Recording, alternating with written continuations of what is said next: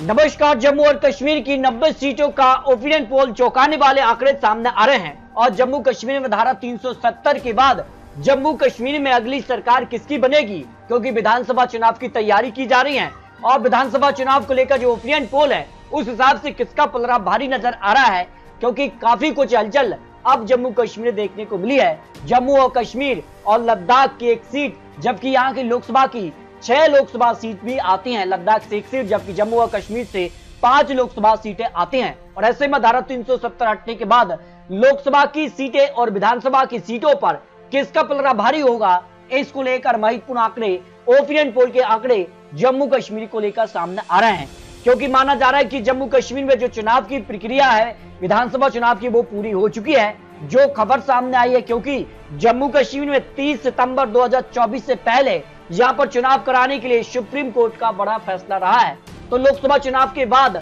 या विधानसभा चुनाव भी कराए जाएंगे, तो उसको लेकर क्या महत्वपूर्ण आंकड़े बन सकते हैं और जम्मू कश्मीर में विधानसभा चुनाव में किसकी सरकार बनेगी, इसको लेकर महत्वपूर्ण आंकड़े, क्योंकि अब जम्मू कश्मीर में परिसीमन हो चुका है और 7 सीटें बढ़ चुकी है। पहले 83 सीटें थी, लेकिन अब 90 सीटों पर यहाँ विधानसभा चुनाव किए जाने हैं। और ऐसे में जम्मू कश्मीर में जो गुफकार अलायंस बना था, वो गुफकार अलायंस यहाँ पर इंडिया गठबंधन के तौर पर दिखाई दे रहा है और लोकसभा चुनाव को लेकर पीडीपी यहाँ पर कांग्रेस का समर्थन करेगी। कई लोकसभा सीटों को लेकर जो महत्वपूर्ण आंकड़े सामने आ रहे हैं, तो जम्मू कश्मीर में लोकसभा चुनाव और विधानसभा चुनाव में किसका पलड़ा भारी होगा, क्योंकि इस बार सीधे तौर पर गृह मंत्री का मिशन जम्मू कश्मीर है और जम्मू कश्मीर में क्या सरकार बनाने जा रहे हैं, इसको लेकर महत्वपूर्ण आंकड़े। और जम्मू कश्मीर में नए वोटर्स भी जुड़े हैं, तो नए वोटर्स किसके साथ जाएंगे, क्या बीजेपी के साथ या फिर जो अलायंस बना है उसके साथ जाएंगे, क्योंकि जम्मू कश्मीर में अब जो है बाहरी लोग भी वोट कर पाएंगे,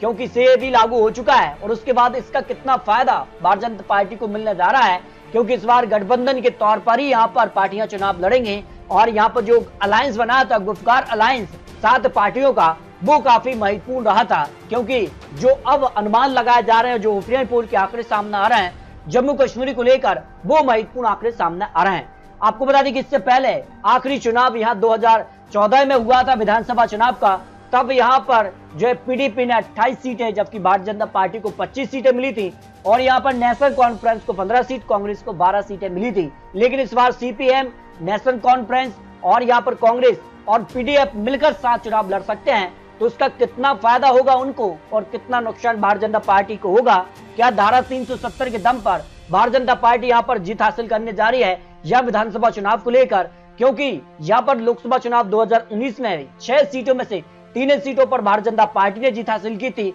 जबकि 3 सीटों पर यहाँ पर गठबंधन को जीत मिली थी। यहाँ पर नेशनल कॉन्फ्रेंस को 3 सीटें मिली थी और 3 सीटों पर भारतीय जनता पार्टी ने जीत हासिल की थी। भारतीय जनता पार्टी की अगर बात की जाए 2019 लोकसभा चुनाव भी महत्वपूर्ण था और ऐसे में अगर बात की जाए तो काफी हलचल रही थी। हालांकि इससे पहले जो डीडीसी चुनाव रहे थे वो बीजेपी के पक्ष में रहे थे और यहाँ पर जो 280 सीटों के लिए यहाँ पर 247 सीटों पर जो रिजल्ट थे उनमें गुफकार अलायंस को 97 सीटों पर, जबकि भारतीय जनता पार्टी अपने दम पर 70 सीटें, कांग्रेस पार्टी 22 सीट और निर्दलीयों ने 44 सीटों पर जीत हासिल की थी। यानी सीधे तौर पर जो डीडीसी चुनाव थे उनमें सबसे बड़ी पार्टी भारतीय जनता पार्टी ही बनी थी। और ऐसे में किसका पलड़ा भारी होगा, इसको लेकर ओपिनियन पोल के आंकड़े भी सामने आ चुके हैं। तो यहाँ पर जम्मू कश्मीर की 11 सीटों में से या 6 सीटों पर भारतीय जनता पार्टी, कांग्रेस को 1 सीट और पीडीपी को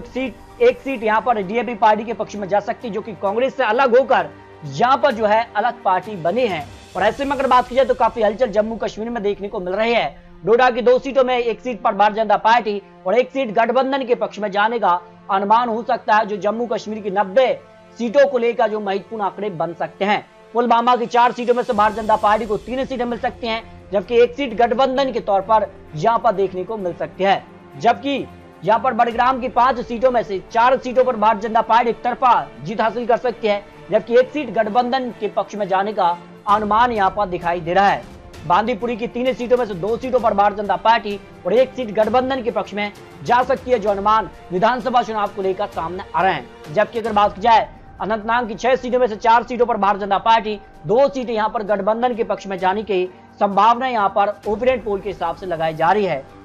कुपवाड़ा की अगर बात की जाए 5 सीटों में से तो 3 सीटों पर कांग्रेस प्लस गठबंधन के पक्ष में जा सकती है। भारतीय जनता पार्टी यहाँ पर 102 सीटों पर भारी नजर आ रही है। जबकि अगर बात की जाए कठुआ की 5 सीटों में से भारतीय जनता पार्टी को यहाँ पर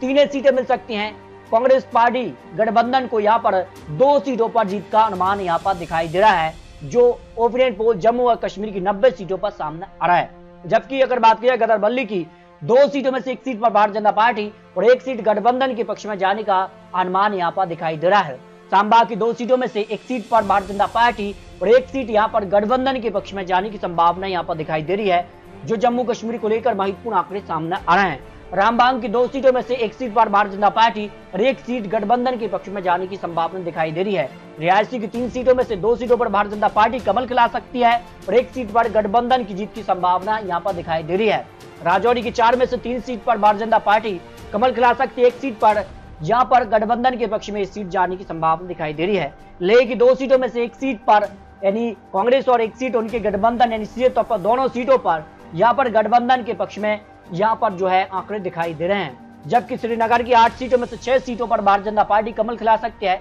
2 सीटों पर गठबंधन के पक्ष में सीटें जाने की संभावना यहाँ पर दिखाई दे रही है। जबकि शोपियां की 2 सीटों में से 1 सीट पर भारतीय जनता पार्टी और 1 सीट यहाँ पर गठबंधन के पक्ष में जाने की संभावना यहाँ पर दिखाई दे रही है। जबकि अगर बात की जाए तो 90 सीटों का जो आंकड़ा बन रहा है, उस हिसाब से भारतीय जनता पार्टी को करीब 51 सीटें यानी 50 सीटों से ज्यादा भारतीय जनता पार्टी यहाँ पर विधानसभा चुनाव जम्मू कश्मीर में हासिल कर सकती है अगर आज विधानसभा चुनाव हो जाते हैं। लेकिन माना जा रहा है कि यहाँ पर जल्दी यहाँ विधानसभा चुनाव कराए जाएंगे, क्योंकि सुप्रीम कोर्ट का बड़ा आदेश है और उसके बाद जम्मू कश्मीर की तैयारियां भी पूरी हो चुकी हैं और यहाँ विधानसभा चुनाव की भी को लेकर अब आंकड़े भी जारी हो रहे हैं। और ऐसे में कांग्रेस प्लस गठबंधन के लिए अगर बात की जाए तो यहाँ पर करीब 35 से 40 सीटें उनके गठबंधन को भी जाने की संभावना दिखाई दे रही है। यानी जो 45 सीटों पर बहुमत का आंकड़ा यहाँ पर मिलता है, 40 सीटों पर वो भारतीय जनता पार्टी को मिलता नजर आ रहा है। यानी जम्मू कश्मीर में अगर आज विधानसभा चुनाव हो जाता है तो जम्मू कश्मीर भारतीय जनता पार्टी अपने दम पर